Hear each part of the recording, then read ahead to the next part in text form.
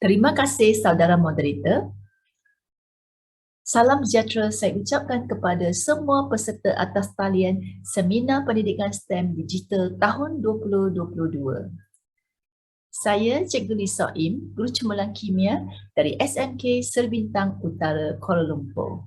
Terlebih dahulu, saya ingin merakamkan setinggi-tinggi terima kasih kepada pihak Petroscience, Kementerian Pendidikan Malaysia, Microsoft Malaysia kerana sudi menjemput saya sebagai pembentang bagi seminar pada kali ini.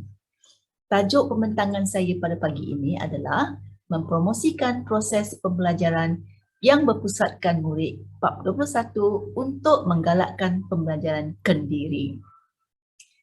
Pembelajaran bab ke-21 ataupun lebih biasa disebut sebagai bab 21. Jadi terlebih dahulu saya ingin memberi tugasan kepada para peserta ya. Okey, jadi para peserta ataupun penonton-penonton boleh tak tulis di chat box apakah yang anda tahu ataupun pada pendapat anda apa itu pembelajaran bab ke-21. Okey, anda boleh tulis di chat box apa yang kamu faham tentang pembelajaran bab ke-21 dan tahun berapakah dimulakan ya di Malaysia pembelajaran bab 21 ini ya. Okey, boleh tulis di chat box. Okey, baiklah ya. Okey, itu warming up ya. Okey, saya ingin kongsikanlah dengan anda semua tentang definisi bab 21 yang dikeluarkan oleh Kementerian Pendidikan Malaysia. Okey, yang saya petik daripada portal ya, Padu Education, iaitu bab 21 ini sebenarnya adalah proses ya, dia adalah proses pembelajaran yang berpusatkan murid ya dan berteraskan kepada elemen. Dia ada 5 elemen iaitu ya, ada 5 elemen iaitu komunikasi ya, kreativiti, kolaboratif ya, pemikiran kritis dan ya nilai murni serta etika. Jadi ingat ya, ada 5 standard asas lah untuk bab 21 ini. Dan kesemua-semua ini adalah merupakan inisiatif yang dijalankan dalam Pelan Pembangunan Pendidikan Malaysia tahun 2013 hingga 2025. Tuan dan puan-puan boleh rujuklah kepada ya PPPM ini ya. Okey, seterusnya marilah kita renungkan sedikit tentang apakah kemahiran-kemahiran yang diperlukan oleh syarikat-syarikat pada tahun 2020 ya. Di sini saya dapati ada top 5 dan juga top 10 ya, top 5 soft skills dan top 10 hard skills. Jadi kita lihat dahulu apa itu top 5 soft skill. Jadi di antara yang top itu adalah creativity. Jadi di sini kita nampak memang creativity ini adalah satu macam demand lah, sangat on demand ya. On demand. Okey, dan tak lain tak bukan collaborative ya, collaboration itu pun sangat penting ya. Dan satu lagi adalah emotional intelligence. Itu pun penting jugalah. Dan kita lihat pula tentang top 10 hard skills. Jadi agak bagi saya bila saya tengok ni agak bagi saya terkilat juga ya, video production, penghasilan video juga merupakan demand ya, top 10 tau. Jadi jualan ya, ada jualan, ada komputer dan sebagainya itu buat analisis, itu ada semuanya yang sangat diperlukan lah ya, demand pada tahun 2020. Mari kita lihat pula ya untuk tahun 2025 ini. Jadi ada beberapa kemahiran ya yang akan menjadi top lah, iaitu salah satunya ialah penyelesaian masalah ya, penyelesaian masalah, pengurusan diri, lepas tu boleh tak bekerja dengan orang lain ya, dan satu lagi adalah teknologi. Teknologi untuk management lah ya. Okey, kita lihat di sini sekejap. Okey, dan di sini adalah senarai ada banyak lagi lah. Saya lihat di sini memang tak lari pada creativity, critical thinking, analysis, teknologi, resilience dan problem solving. Semuanya adalah sangat penting. Okey, sekarang kita lihat pula elemen-elemen yang terkandung dalam kemahiran bab ke-21. Saya percaya tuan-tuan dan puan-puan memang ariflah tentang bahagian ini ya. Mungkin hari ini kita cuma buat ulang kaji sedikit ya. sekarang ni kan cuti kan, waktu cuti kita buat sikit ulang kaji, iaitu elemen-elemen abab 21 supaya nanti buka sekolah cikgu boleh start engine dan teruskan ya semangat untuk melaksanakan bab 21 ya. Okey, so kalau kita lihat di sini senarai yang pertama yang paling penting dalam elemen kemahiran bab 21 ini tak lain tak bukan iaitu kreativiti dan inovasi ya. Jadi ini adalah memang demand lah, memang betul lah KPM kita memang mengaturkan ya dan juga meminta supaya guru-guru menghasilkan aktiviti yang boleh mencetus kreativiti dan inovasi di kalangan murid. Ini adalah sumber yang saya petik daripada BPSH iaitu bahagian pengurusan sekolah hariannya, iaitu selain daripada kreativiti, contohnya komunikasi kolaboratif, literasi dari segi maklumat, ya, teknologi maklumat, lepas tu productivity, accountability, kemahiran sosial, dan satu lagi yang saya nampak di sini kepimpinan dan tanggungjawab. Jadi kalau dalam aktiviti kelas kita, macam mana kita boleh memupuk kepimpinan? Contohnya kalau saya cikgu geografi, saya cikgu sejarah, saya cikgu sains, saya cikgu matematik, saya cikgu kimia, macam mana saya nak melatih anak murid saya sebagai untuk menjadi ada kepimpinan, daya kepimpinan. Ada yang kata tak boleh, itu hanya boleh jalankan pada waktu co-curriculum yang ada pengurusi sahaja. Saya kata tidak, sebenarnya kita boleh jalankan aktiviti ini. Contohnya kalau kita rancangkan aktiviti harian, aktiviti dalam pembelajaran itu, aktiviti dalam kumpulan. Contohnya dalam kumpulan. Jadi dalam kumpulan itu adalah kita ada pembahagian tugas lah, ada yang jadi ketua, ada yang pengurus masa, pengurus bahan, dan ada yang menjadi dokumentasi, membuat laporan. Jadi 4 bahagian ini sudah boleh melatih pelajar untuk mencetus 4K tadi. Ya, jadi dan jangan pula kita daripada awal tahun Januari sampailah Disember orang itu saja yang jadi ketua, orang itu saja yang jaga masa. Sepatutnya kita rotate lah ya, supaya murid-murid kita pernah menjadi ketua, mengurus masa, mengurus bahan dan juga membuat laporan ya. Jadi saya percaya dan saya yakin kalau kita ada jalankan aktiviti seperti macam ini, pelajar kita memang ada ya unsur-unsur menjadi pelajar ataupun insan abab ke-21 ya. Okey, seterusnya di sini saya akan kongsikan juga macam mana kita boleh buat bab 21 dan mencapai 4K ya. Sumber ini saya petik juga daripada Padu Education, iaitu kita lihat ya macam mana bab 21 boleh membawa komunikasi di kalangan murid ya. Yang penting sekali kita lihat apabila dalam aktiviti kumpulan pelajar akan berbincang ya.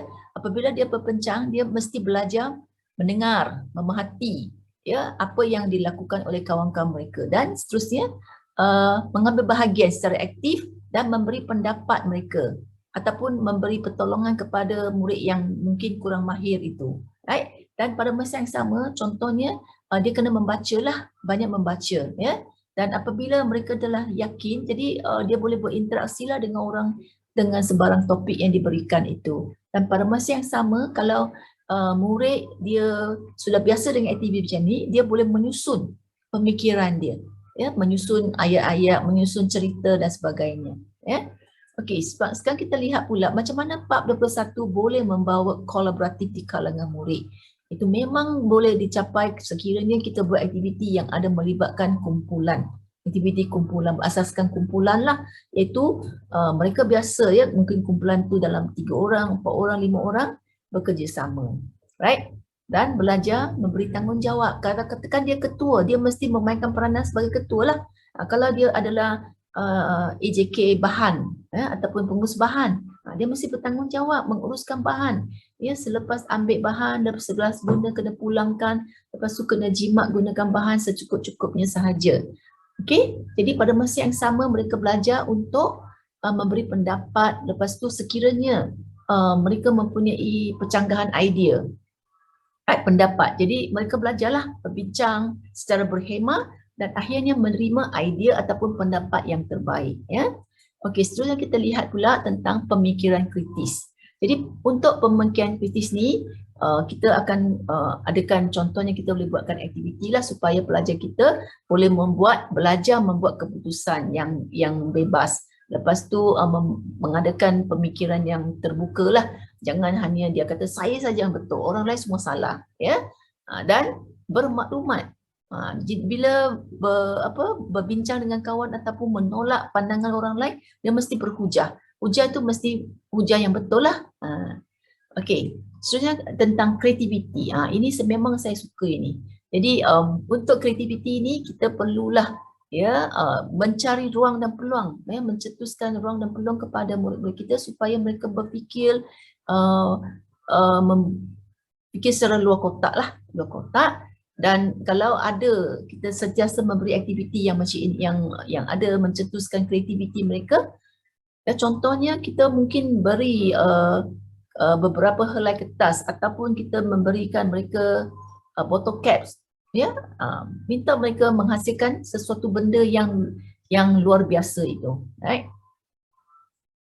Okey, seterusnya tentang nilai murni dan etika, ya. Jadi sini-sini memanglah kita sebagai guru, kita tak nak hanya menghasilkan pelajar-pelajar yang 10A+, 9A+ ataupun 8A+ sahaja. Kita nak seimbang, kita nak supaya pelajar-pelajar kita dari segi akademik pandai, tetapi dari segi nilai, dari segi etika pun boleh seimbangkan. Contohnya sekurang-kurangnya mereka tahu menghargai masa, dan dari segi pakaian, apabila pergi kepada situasi ataupun tempat-tempat yang khas, mereka tahu, okey, tempat ini saya kena berpakai macam ini, bersopan dan sebagainya. Ini ada etika lah, iaitu menghormati masa, itu juga merupakan satu etika, ya.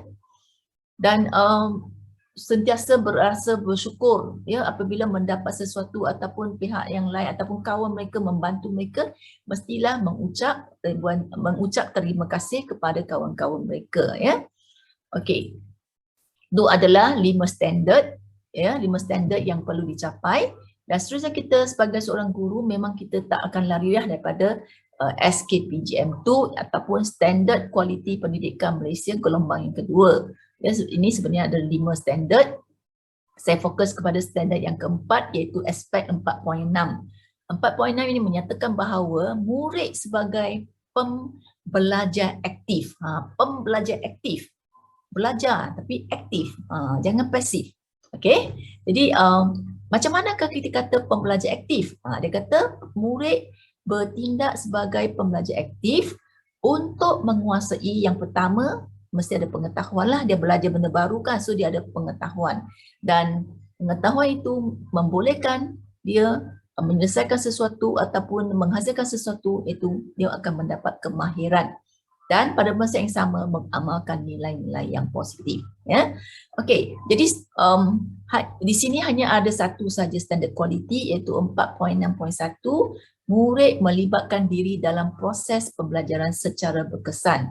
Jadi dalam keadaan apa ataupun tindakan yang macam mana kita kata murid kita melibatkan diri secara berkesan.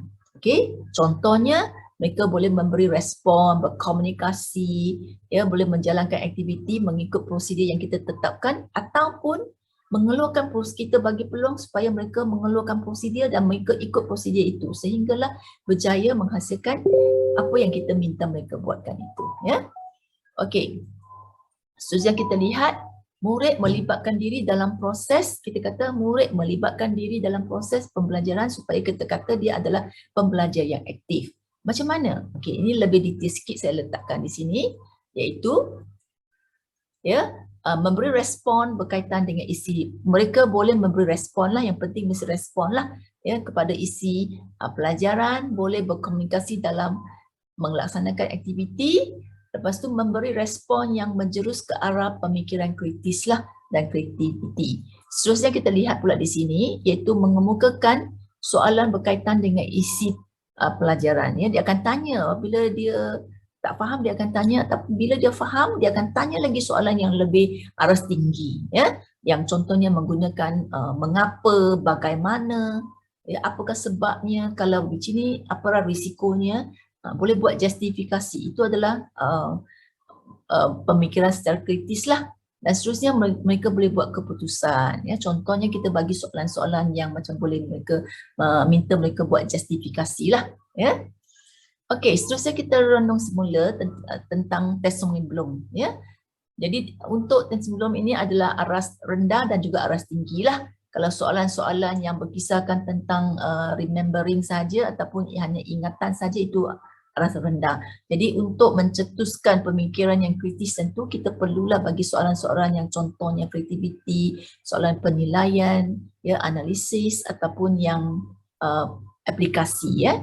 Okey. Seterusnya kita lihat, saya nak kongsikanlah contoh-contoh pembelajaran berasaskan aktiviti. Okey, sekali lagi saya ingin meminta tuan-tuan dan puan-puan supaya boleh tulis dekat chat box apakah aktiviti pembelajaran berasaskan aktiviti yang sering digunakan, ya, yang sering digunakan oleh tuan-tuan dan puan-puan dalam classroom kamu, ya. Pembelajaran berasaskan aktiviti. Boleh bagi contoh. Okey, boleh tulis kat chat box, ya. Okey. Jadi di sini sebenarnya ada banyak, ya, pembelajaran yang berasaskan aktiviti, ya. Ada yang kata 100 aktiviti, ada yang kata 50, ada yang kata 89. Jadi terpulanglah kepada keselesaan dan juga yang penting kita punya core business, ya, kita punya kumpulan sasaran kita, anak murid kita. Kita pilihlah yang sesuai dengan level, dengan sesuai dengan keadaan, dengan kesediaan bilik darjah kita lah, ya. Okey, sebenarnya ada banyak saya kata tadi. Okey, contohnya round table, hot seat, ya, gallery walk, simulasi, kajian lapangan, station eksperimen, permainan, itu gamifikasi. Sekarang memang famous gamifikasi, ya, yang boleh mencetuskan VR itu, virtual, ya. Okey, and then kaedah yang menggunakan drama, pembelajaran penyelesaian masalah, boleh guna peta I-Think, ada banyak lagi sebenarnya, ya, saya tak senaraikan di sini. Jadi tuan-tuan dan puan-puan boleh pilihlah mana yang sesuai dengan keadaan bilik darjah dan juga standard murid-murid. Okey, dan bagi saya percaya, ya, aktiviti-aktiviti ini kalau kita boleh sokongkan lagi dengan aplikasi digital tu lagi bagus. Okey, lagi mudah dicapainya, ya, lebih-lebih semasa PDPR, ya.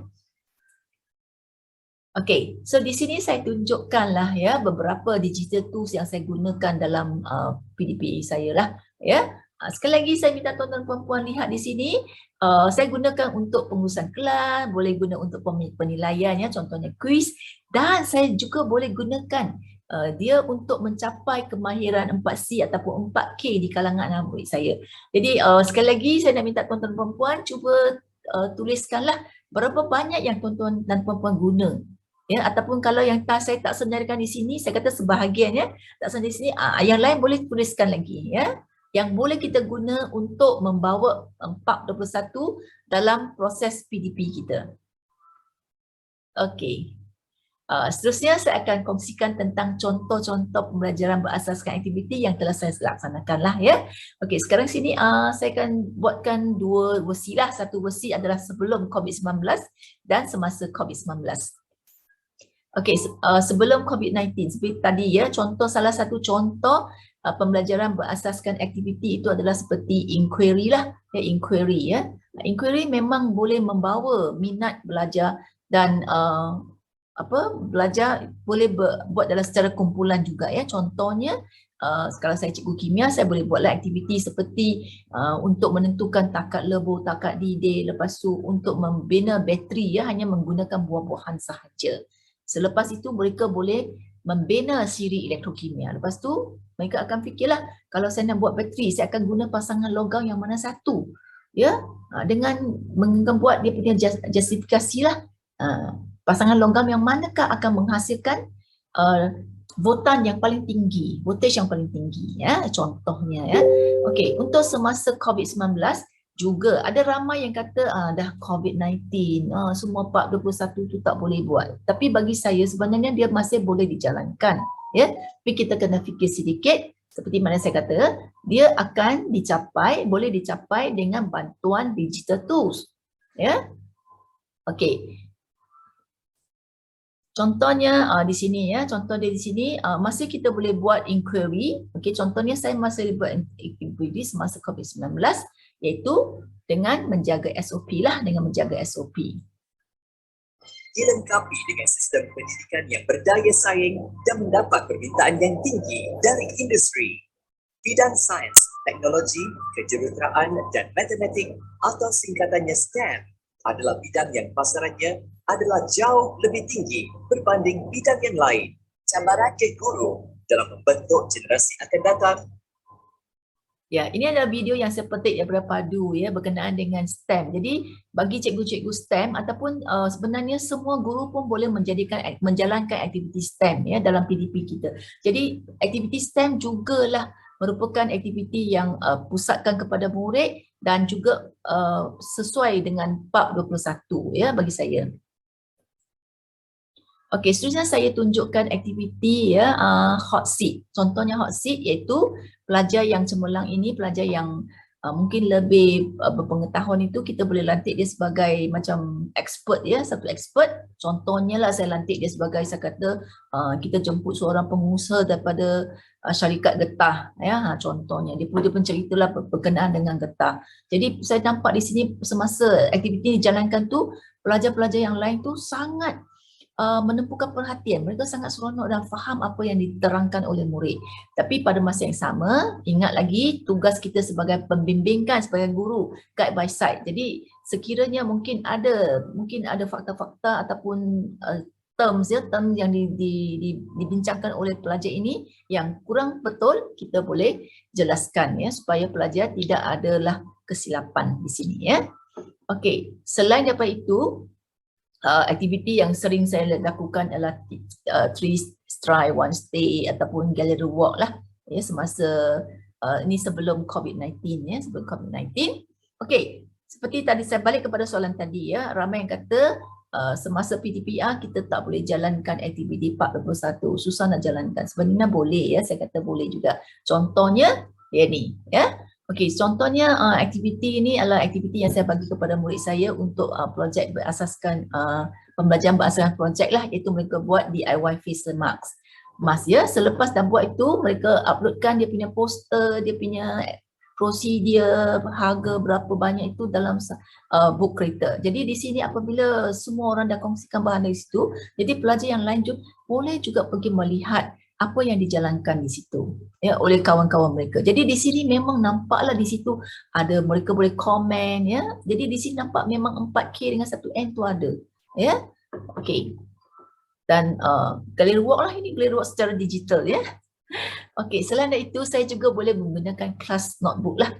Seperti mana tuan dan puan-puan, saya gunakan Teams ya untuk menguruskan kelas saya. Jadi dalam Teams dia memang ada built-in ya kelas notebook. Jadi kelas notebook ni boleh digunakan lah untuk bercollaborate ya, boleh buat latihan dia dan boleh berkongsi bahan lah di sini ya. Jadi di sini juga kita boleh memperkasakan ataupun kita boleh memberi ruang dan peluang kepada pembelajaran kendiri di sini. Okey, selain daripada itu pembentangan lah presentation ya. Ingatlah tadi presentation juga merupakan salah satu aktiviti PAP 21 lah. Jadi kita bagi sesuatu topik ya yang hangat kepada murid. Mereka saya selalu macam ni, saya bagi tugas setiap kumpulan tu ada topik-topik kecil. Jadi mereka akan berbincang dengan kumpulan, lepas tu mengeluarkan idea dan membuat pembentangan. Ya, pembentangan itu boleh gunakan secara digital. Okey, gunakan, ramai yang gunakan PowerPoint saja ataupun kita tukar, kadang-kadang kita tak nak PowerPoint sebab kita nak mencetus kreativiti pelajar. Jadi minta mereka buat carta dan sebagainya lah. Tapi pada masa yang sama apabila mereka buat carta ataupun mereka nak buat pembentangan dalam PowerPoint ataupun whatever lah, Canva, sebab masa dulu belum ada Canva lagi ya. Okey, jadi semasa mereka nak buat ni, mereka mesti mencari bahan, mencari informasi, maklumat. Jadi di situ akan menambahlah mereka terpaksa berbincang. Apabila berbincang, sudah ada komunikasi, sudah ada collaborative, right? Dan pada masa yang sama mungkin kita bagilah soalan-soalan yang ada masalah, penyelesaian masalah ya. Okey. Dan nilai lah, ya, betul lah, answer tu semua ada di sini. Okey. Jadi di sini nampak semua adalah pembentangan, semua tercapai ya dalam aktiviti ataupun kehendak-kehendak dalam PAP 21.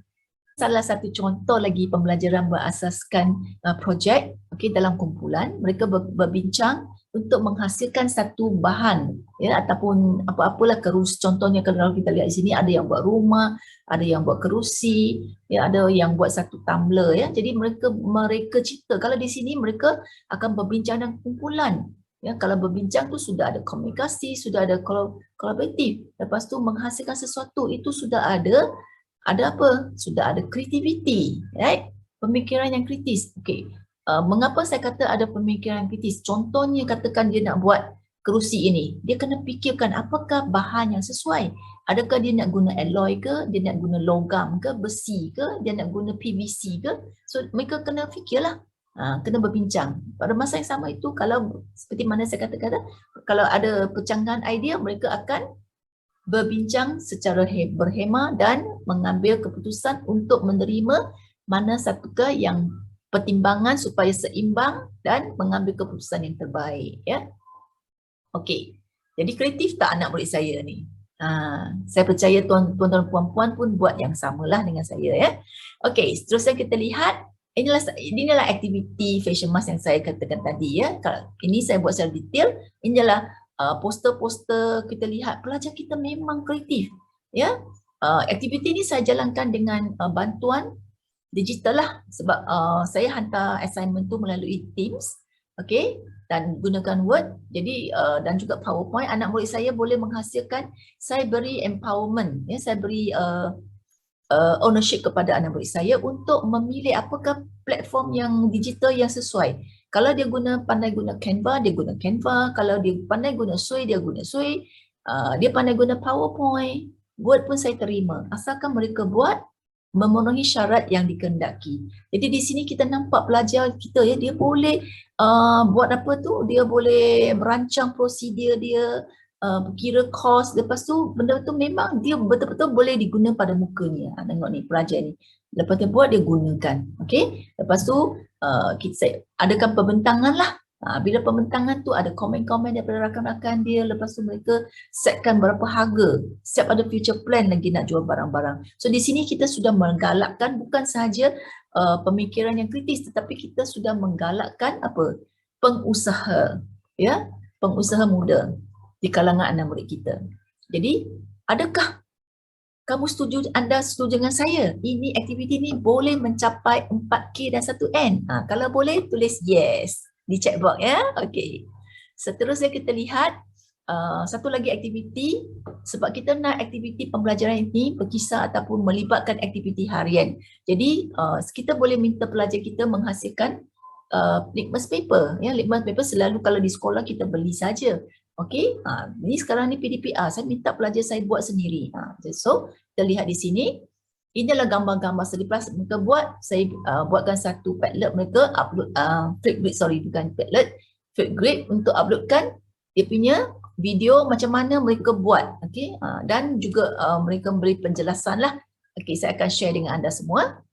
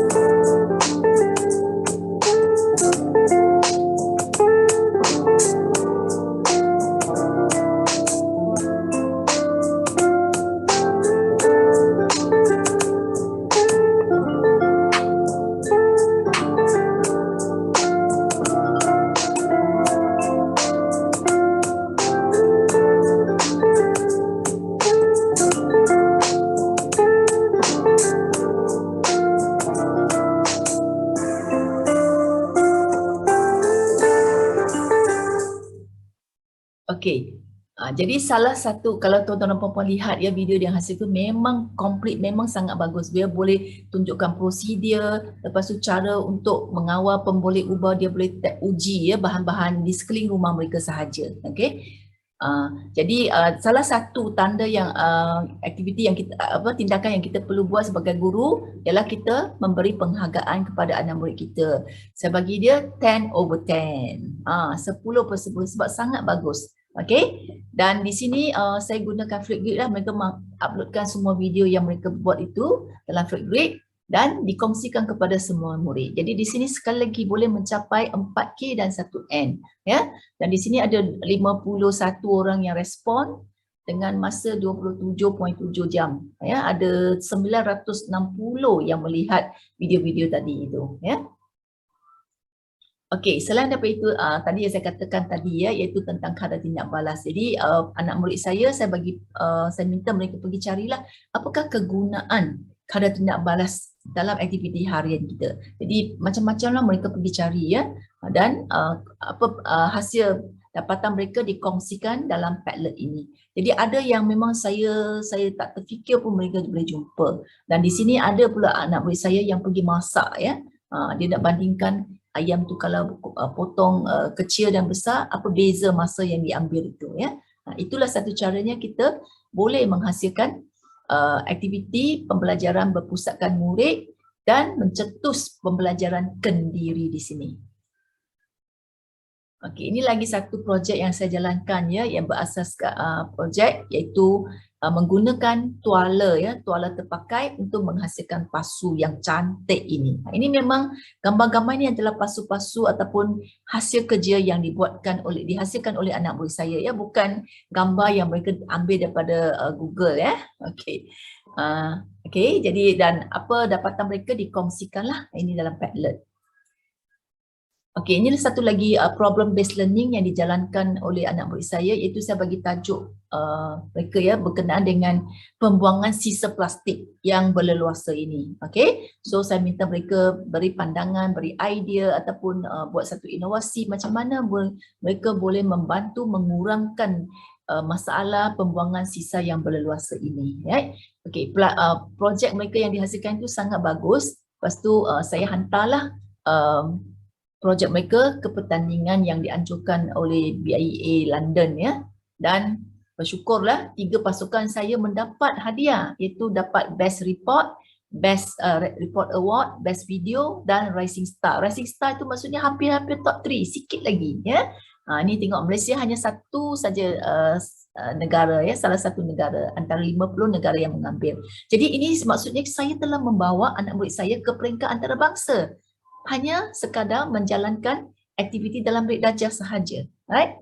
Jadi saya percaya tuan-tuan dan puan-puan anda di luar sana pun boleh juga, ya.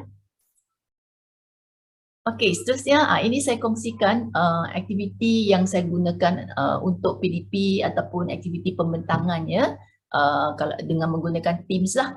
Jadi di sini dalam Teams begitu juga dengan platform yang lain lah. Tapi di sini seperti yang saya katakan, digital memang boleh membantu kita membawa anak murid kita ataupun mencapai 4K 1N di kalangan anak murid kita, ya. Okey, yang ini adalah berkenaan dengan kad ucapan Hari Raya Aidilfitri yang saya minta anak murid saya buat kad Hari Raya tahun lepas, ya. Sebabkan semua tidak boleh balik pada masa itu. Jadi saya minta anak murid saya buat kad Hari Raya. Tapi dalam kad Hari Raya itu mereka perlu memasukkan simbol-simbol unsur kimia. Contohnya H itu hydrogen. Okay, mereka masukkan I itu iodine dan sebagainya dengan kreatifnya.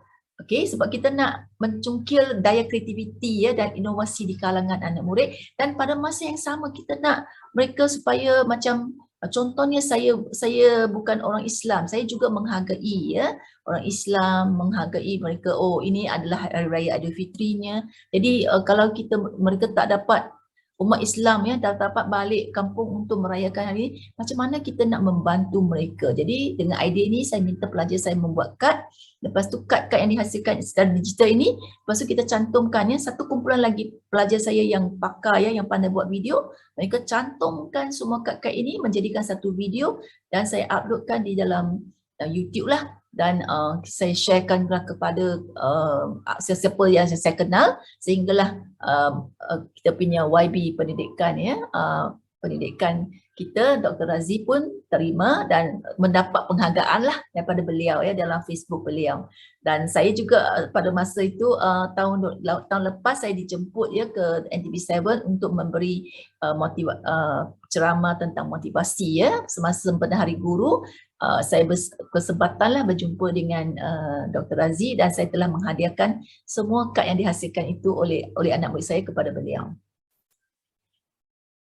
Okey, last kali di sini kita lihat di sini ada saya bawa pelajar saya ya berani untuk memberi pembentangan di peringkat antarabangsa lah, iaitu Visit Malaysia, menerangkan keindahan Malaysia dan juga cerita tentang hal-hal tentang kimia ya as a young chemist. Jadi di sini sudah nampak ya memang murid-murid boleh mencapai 4K dengan 1N ya.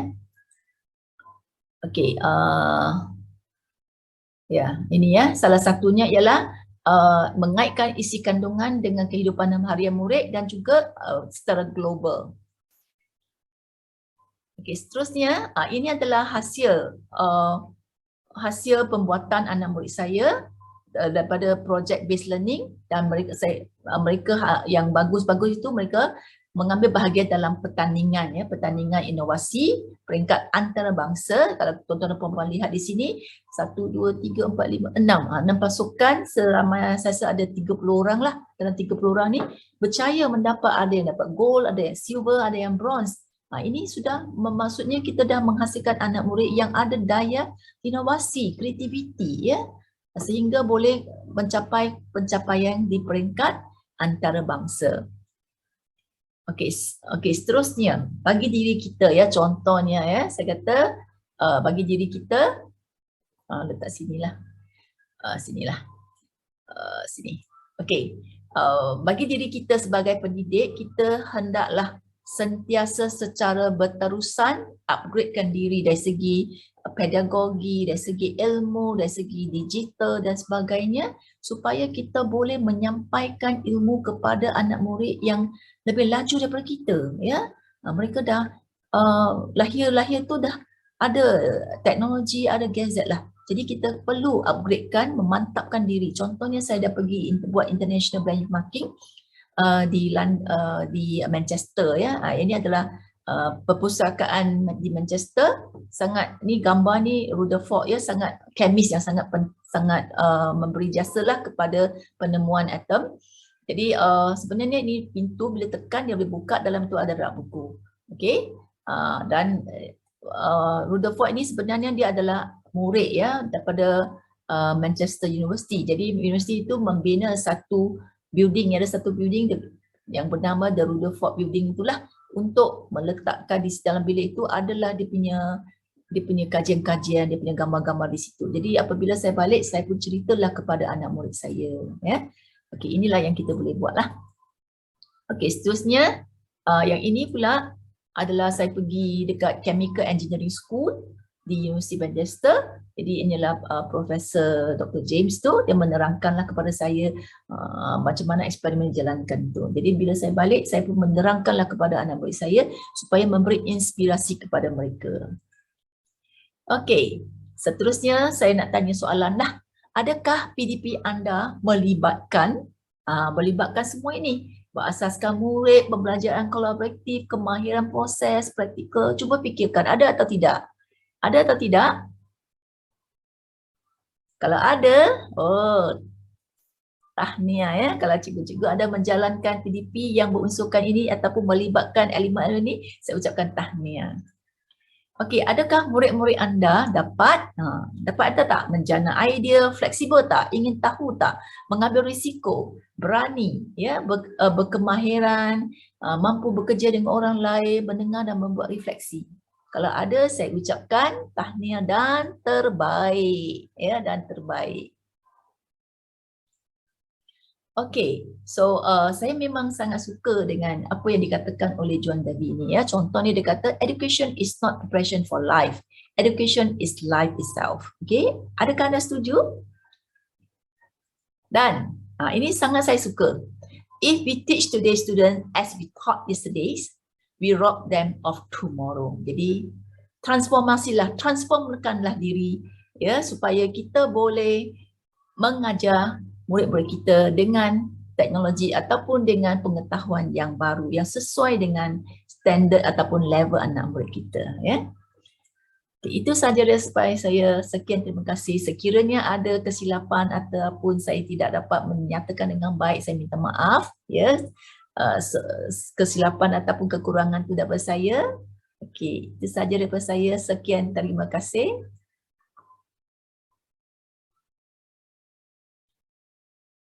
Ya, saya berharap perkongsian saya ini boleh mendapat inspirasi dan memberi contoh-contohlah kepada tuan-tuan dan puan-puan, ya. Selepas ni sekiranya ada apa-apa soalan, bolehlah bertanya dalam chat box.